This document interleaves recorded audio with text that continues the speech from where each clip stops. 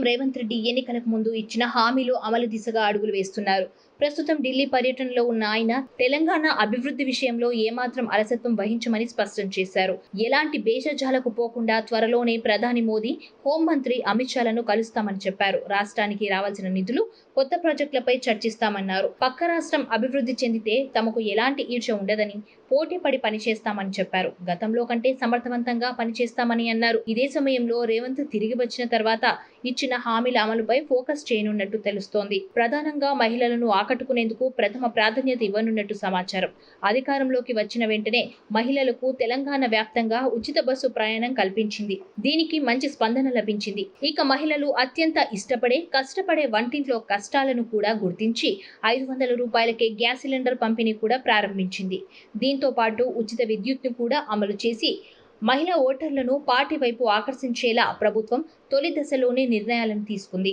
ఇచ్చిన హామీలను అమలుపరిచింది. గత ఎన్నికల సమయంలో మహిళలను ఆకట్టుకునేలా అనేక హామీలను కాంగ్రెస్ పార్టీ ఇచ్చింది. అందులో ఇందిరమ్మ కానుక కింద పెళ్లి కుమార్తెకు ₹1,00,000 ఆర్థిక సాయంతో పాటు తులం బంగారాన్ని ఇవ్వనున్నట్లు ప్రకటించింది. అయితే ఈ స్కీమ్ అప్పట్లో బీఆర్ఎస్ పార్టీ నుంచి బీజేపీ వరకు అనేక రాజకీయ పార్టీలు వెటకారం చేశాయి. ₹1,00,000 నగదు వరకు ఓకే, తులం బంగారం ఏంటి అంటూ సెటర్లు కూడా వేశాయి. కానీ కాంగ్రెస్ మాత్రం అదేమి చూసుకోకుండా తాము ఇచ్చిన మాటకు కట్టుబడి ఉంటామని, అధికారంలోకి వచ్చిన తర్వాత ₹1,00,000 నగదుతో పాటు తులం బంగారం ఇస్తామని తెలిపింది.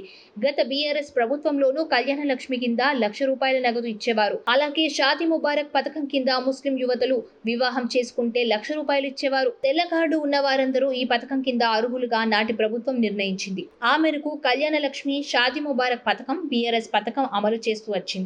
అయితే అప్పట్లో ఎమ్మెల్యేలు సిఫార్సు చేసిన వారికే ఈ పథకం వర్తింపచేశారన్న విమర్శలు కూడా వినిపించేవి. ఎమ్మెల్యేలతో పాటు స్థానిక నేతలు కూడా సిఫార్సు చేయనిదే ఈ పథకం వర్తించేది కాదన్న ఆరోపణలు వినిపించాయి. నిరుపేదలైన వారికి ఎమ్మెల్యేనో, కారు పార్టీ నేత సిఫార్సు చేయకపోతే ₹1,00,000 అందేవి కావని, నియోజకవర్గానికి ఇన్ని అని కొంత లిమిట్ పెట్టేవారని కాంగ్రెస్ గతంలో ఆరోపించేది.